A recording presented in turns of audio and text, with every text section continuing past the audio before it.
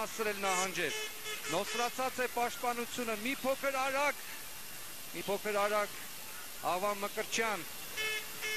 Հոխանցում Տուգանային հրապարակալն է, գոլ! Գերազանց է,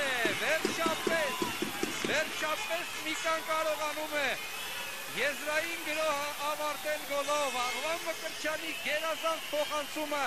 դիպուկ հարվածով է ավարտում Ռաֆայել Ղազարյանը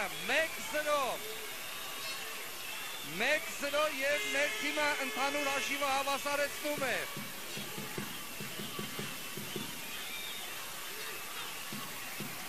Տեսեք կրկնապատկերը։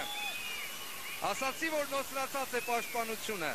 Եվ այդպես էլ կար, փոխանցում չհասցրեցին նահանջել և ուղղակի մատների, ոտքի մատների ծայրով կարողացավ հասնել գնդակին մեր ֆուտբոլիստը Ռաֆայել Ղազարյանը ու բացել հաշիվը 1-0։